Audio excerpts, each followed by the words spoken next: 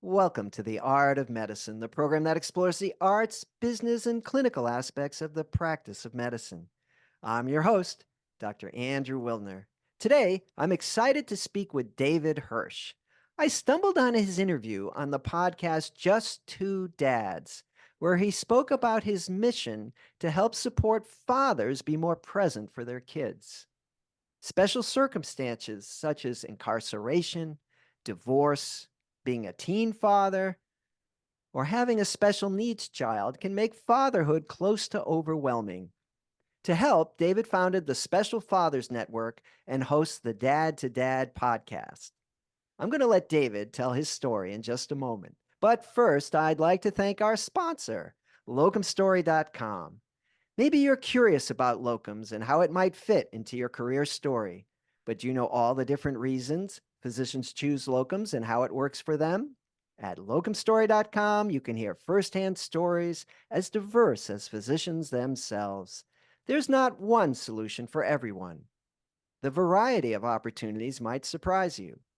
Locum Story is an unbiased educational resource. It has tools that let you explore trends in your specialty and compare locums agencies. There's even a simple quiz to see if locums is right for you. Do your own research at locumstory.com. It's easy. And now to my guest. Welcome, David Hirsch. Andrew, I'm thrilled to be with you. I really am impressed with what you do with the Art of Medicine podcast. Yeah, thanks. Yeah, it's been ongoing now for 4 years. I think 4 years last month. Haven't never missed a publication date. Comes out every 2 weeks. You're episode number 100, I think, in 15 or so. And it's a pleasure to have you. You know, when I saw you on that podcast, I was just kind of browsing. I'd never watched that particular podcast before. And I said, this guy has done some really interesting stuff. Bicycle halfway across the country. He's got this mission about helping fathers. He's a father himself, but all his kids are just regular kids and no particular issues there. But I understand he did have some issues with his own father, and that can happen. But not everybody creates an organization to help others. So, Dave, tell us your story. I'll try to be brief. So I would just say that my fatherhood story started when I was 6. One of my earlier memories. Unfortunately, it was when my parents divorced. My mom raised me and my younger brother from my age 6 as a Chicago public school teacher. And I share that not for sympathy or pity, but just those were the facts of my circumstance. And I was very fortunate. I see the glass as being half full, that my maternal grandfather, Sam Solomon, was there every step of the way for me. And flash forward, when I became a father for the 5th time, I was just finishing up a fellowship with the W.K. Kellogg Foundation, which required 3 months a year for 3 years, or 9 months in total. So I was working full time. Our family was growing by leaps and bounds. And I was feeling a lot of pressure, some at work, but mostly at home. So when the fellowship was winding down at the end of 1996, and we just had our 5th child in October of that year, I was looking for fatherhood resources, stumbled across some statistics that I thought were objectionable. The estimate is that there were well over 20 million kids in the U.S. growing up in father-absent homes. You do the math, it's about 4 out of every 10. And there's this misperception of those poor inner city Black kids. And, let's just be objective. It's really bad in Black America. 7 or 8 out of 10 Black kids are growing up in single parent families. But I'm a numbers guy. I'm an investment manager by trade or profession. I've been doing that same job now for 40 years. There are 2 times the number of white children versus Black children growing up in father-absent homes. It's not somebody else's problem. So I was compelled to start in 1997 what's known today as the Illinois Fatherhood Initiative, not-for-profit, statewide organization, one of the first in the country, to address the issue of father absence. And the mission of the IFI is to actively engage fathers in the education of children. And I'll just mention the signature program of that organization is an annual essay writing program. And to date, we've collected well over 425,000 essays written by school-age children, K through 12, to the theme, What My Father Means to Me. And they're writing about their dad, their stepdad, their granddad, and father figures. So we've made a little dent here in Illinois to the issue of father absence by raising awareness for the important role that men play and the importance of being present. And then about 7 years ago, after our baby went off to college, um, I felt like God was talking to me, and he said, you should do a cross-country bicycle ride. I'm like, well, you obviously have the wrong person because I'm not an endurance bike rider. I don't even own a bicycle you could ride across the country. And that's not to suggest I'm not athletic. I've done some triathlons, I've done some marathons. I like to stay in shape as a 63-year-old guy.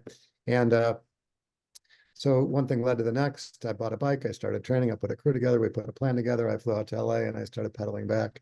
And that ride, we coined the phrase Dad's on a Ride 2015.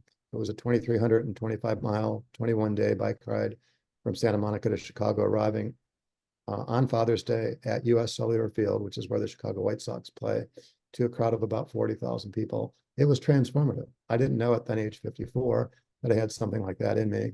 And I ended up giving a TEDx talk to the theme, why we need to break the cycle of father absence. Shortly thereafter, I wrote the first of my 6 books, entitled A Father's Journey to Break the Cycle of Father Absence. And I found that, I had a voice that I wasn't using, and I decided to put that voice to work. So that was the beginning of the 21st Century Dads Foundation. And like you said earlier, the signature program is the Special Fathers Network, a dad-to-dad mentoring program for fathers raising children with special needs. So the initial notion was just to recruit a small army of seasoned fathers. That would be dads with 10 or more years of experience raising a child with special needs. And so we're communicating effectively.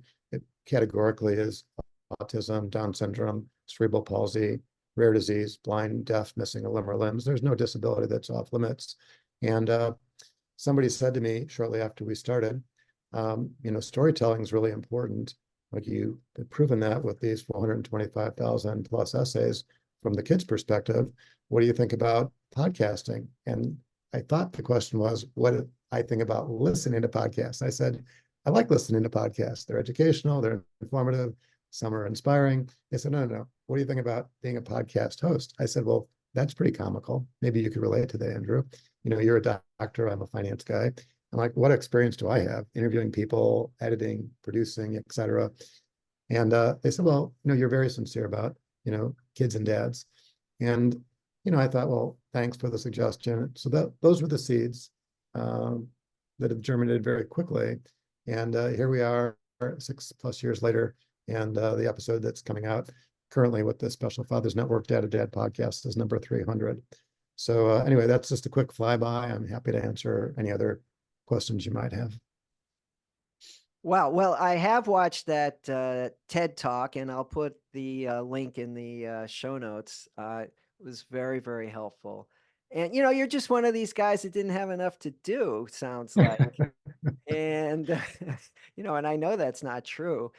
But your stick-to-itiveness, a lot of people have an idea and they think about it for a while and then it kind of passes, but you took the bull by the horns in 300 podcasts. I can relate to that. That shows a lot of fortitude and perseverance. There's a lot more involved in a podcast, by the way, than just talking to get it done. So yeah, kudos to you. But what really struck me about this was that I don't think there are, now correct me if I'm wrong, but I don't think there are that many support services for dads. I mean, everybody's always talking about moms, and of course, moms need support too, and single mothers. But, fathers have sort of, similar but different kind of feelings and obligations to their kids. And it's just a different position being a dad than being a mom. And, you don't see, t-shirts, support your dad, it's always sort of moms. Am I right about that? Yeah, I think that that's accurate. It's not just a perception that you have. So, if you think about Hallmark holidays, Dad's or Father's Day, probably the lowest of all those holidays. Mother's Day, everybody does something for their mom. And Mother's Day falls in the school year. So schools are a little bit more focused on doing things during the school year, to sort of emphasize Mother's Day. Father's Day is in the summer. So there's a little bit of a disconnect there. And I think maybe rightly, there are more programs for moms than dads. Women and children, the WIC program, to support single moms federally, is a really important program because in reality, when we have this, what we generically refer to as the breakdown of the family, it's mostly the moms that are raising the kids, right? So if you had to pick a gender, right, which one would you, lean toward or emphasize? It would probably be the moms, just being totally objective about it. And I think the point you're making is that, dads struggle just as much as moms, right? Being parents. And maybe in a different way, we communicate differently. Maybe we don't communicate much, right? Verbally, like women are more capable of.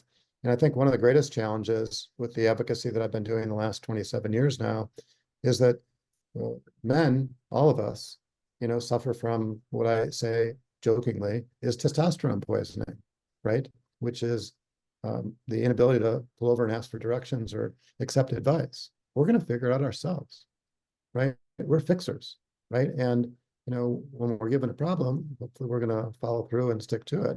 But when you have something as simple as how do I get from point A to point B in my vehicle, right? Well, that's a different problem, right? GPS has solved that problem, right? Because now you just punch in your coordinates. You don't even have to think about it. And I'm fairly confident that GPS has probably saved or preserved a lot of marriages along the way. But when you take that same problem-solving approach, right, I'm going to figure this out of my own mentality, which is what most men think, right? I know that I have been most of my life thinking that way, right? And my wife will say, well, what about this or what about that? I'll say, well, let's just see how that works out. Let's not pre-worry our worries.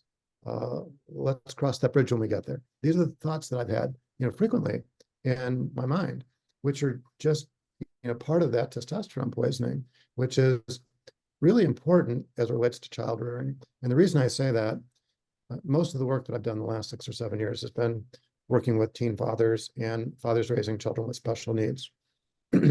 And you're not going to fix Down syndrome or cerebral palsy or autism or rare disease, right? So you're going to be frustrated. You're going to self-medicate. You're going to do drugs or alcohol. Maybe you're just going to pour yourself into work. Maybe you'll think that it would be easier if mom and dad weren't together, right? I'll be healthier. I'll just move out. I'll still support my family, as best I can, but from a distance as a non-custodial parent. Those are not the solutions. I'm not saying that there isn't a place for all these things, but I think in reality, what we need is to build a community around dads and provide the resources that we'll all benefit from. And that's what we're trying to do with the Illinois Fatherhood Initiative, and from a different perspective with the 21st Century Dads Foundation and the Special Fathers Network. Yeah, I think it's fantastic. I mean, everybody knows that children don't come with instructions. I mean, that's kind of a given, and you muddle through. I'm a parent. There were no instructions. Still trying to figure it out. But if you add to that a child with special needs who might need financial support for his entire life, or financial support for medical bills, I mean, which was not part of, you're a financial guy, right? And people make financial plan. Okay, we're going to, how much does the mortgage cost? And what are our monthly bills and utilities? Nobody thinks, well, we're going to need these special services costing thousands of dollars a month, forever.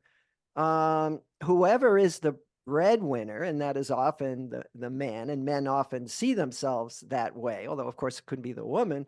That's pretty daunting. It's like, well, what do I do about that?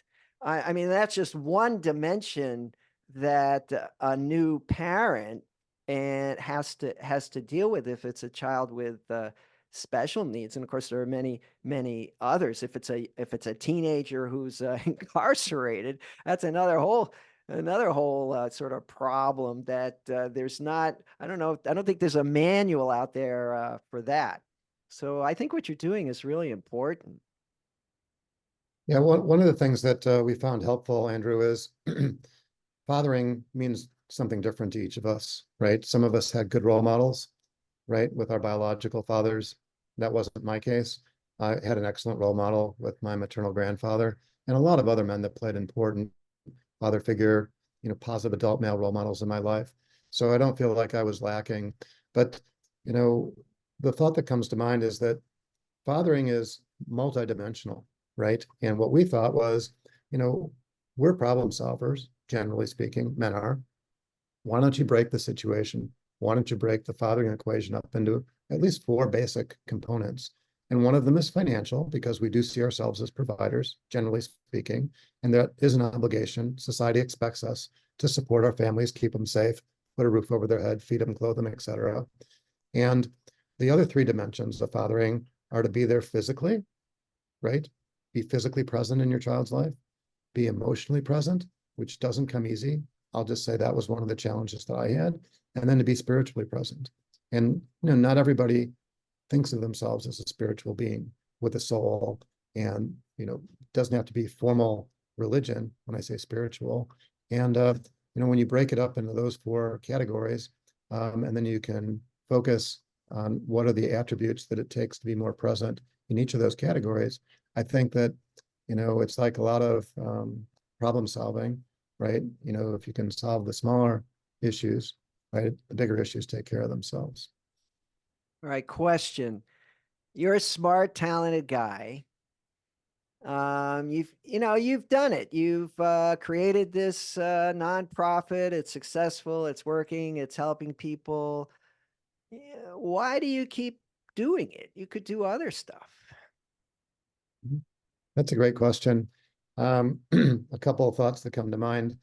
When our kids were younger and the Illinois Fatherhood Initiative was, just around for 5 or 10 years, um, my wife would get frustrated with me and to get my attention. We've been married for, it'll be 41 years this year, and we knew each other for 7 years. We were high school sweethearts.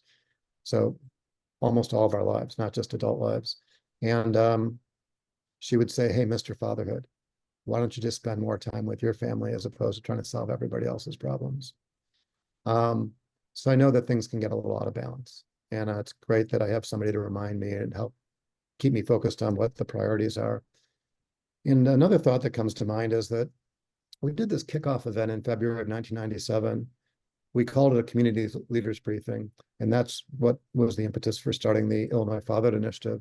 And at this community leaders briefing, we had 120 community leaders. There were like 5 or 6 speakers. I had invited the founder of the National Center for Fathering, Dr. Ken Canfield, to come in and speak. He came in from Kansas City. I invited Don Eberly, who was then the recent founder of the National Fatherhood Initiative. He came in from, I think it was Lancaster, Pennsylvania. And I invited the CEO of Chicago Public Schools, because the schools see, these broken families and all the challenges that are going on. Paul Vallis is the then CEO of Chicago Public Schools at the time. And I invited a neighbor of mine, didn't know him very well, but we lived in the same community, Mike Singletary. And some of your listeners might recognize the name because he was Samurai Mike, number 50 on the Chicago Bears 1985 Super Bowl team, right? So he's revered like a lot of the players from the 1985 Chicago Bears team. Remember, this is 1997, so it was only 12 years. It's been a long time since the Bears have won a Super Bowl.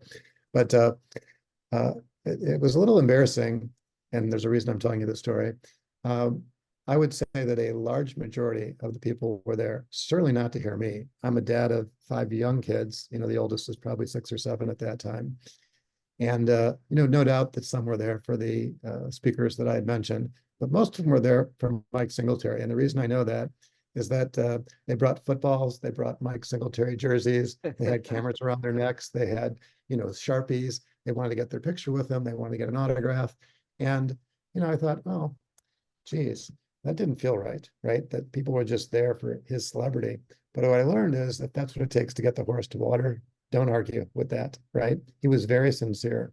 Mike had written a book shortly before that called or entitled Daddy's Home at Last. So this is an issue that meant something to him. He just wasn't another Bears Super Bowl guy.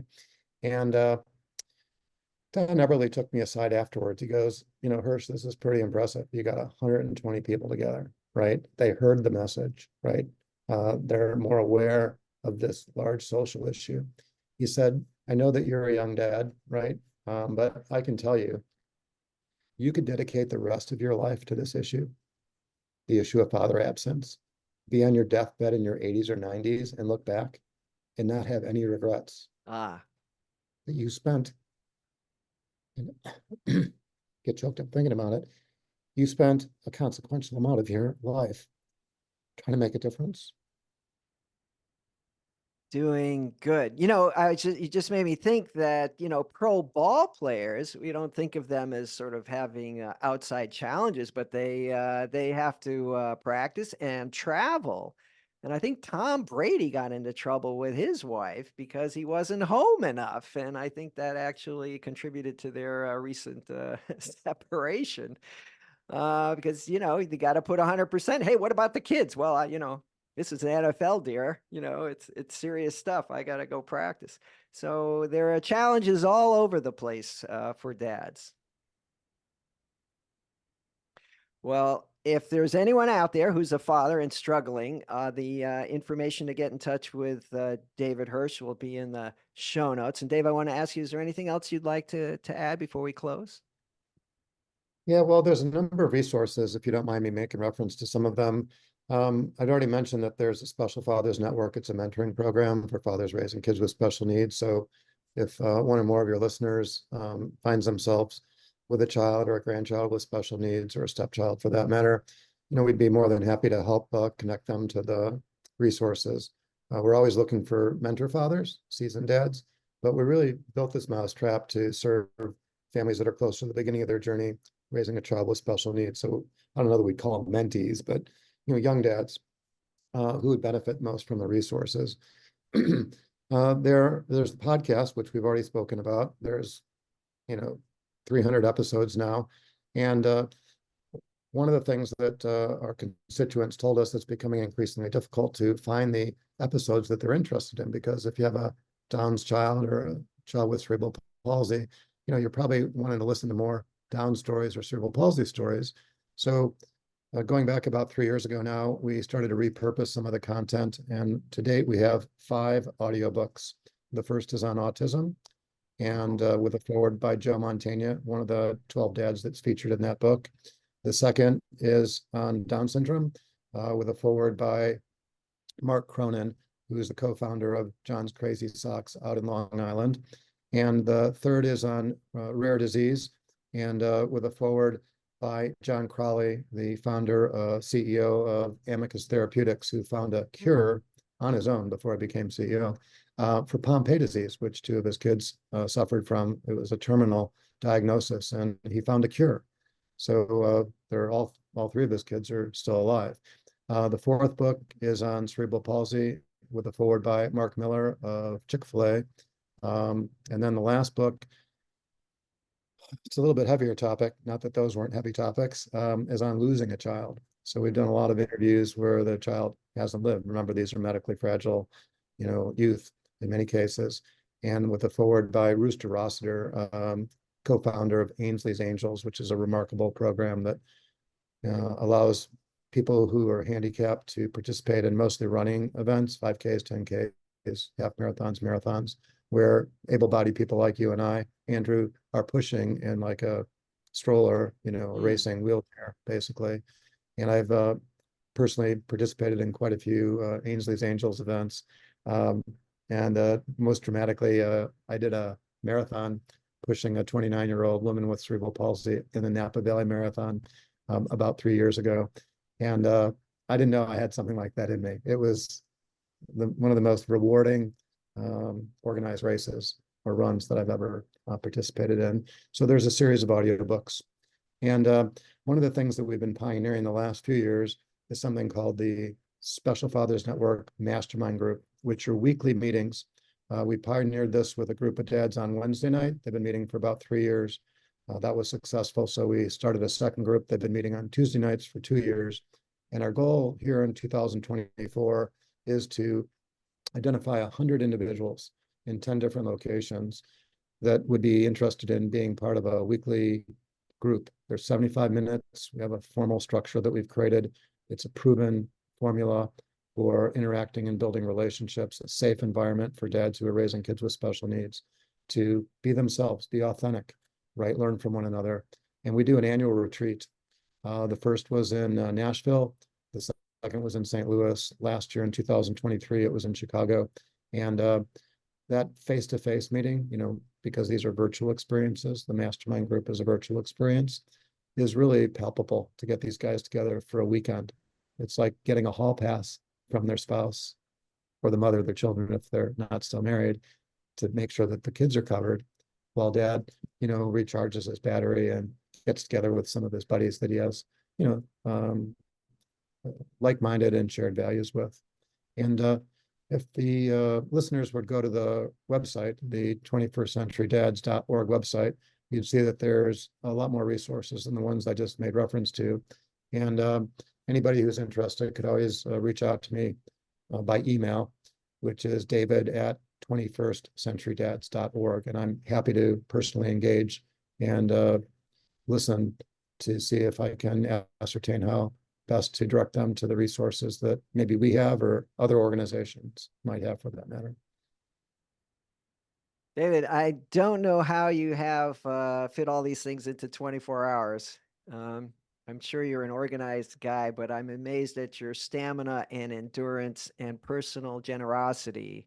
Not many guests give their personal email, and I am confident that you will answer, which 100%. narrows the that group even further. Some give it out but don't respond, but I know that you will. So thank you so much for all that you do.